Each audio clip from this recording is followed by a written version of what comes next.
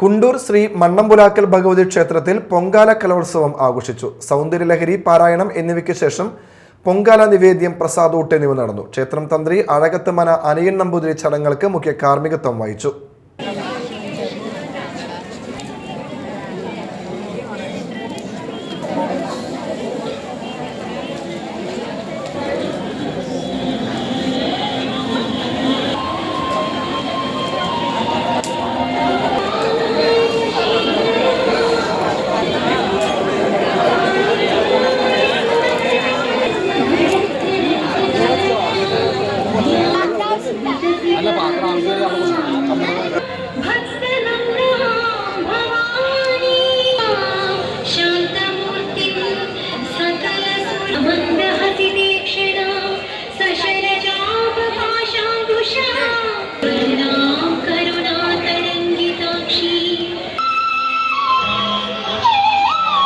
Shri Mata Shri Maha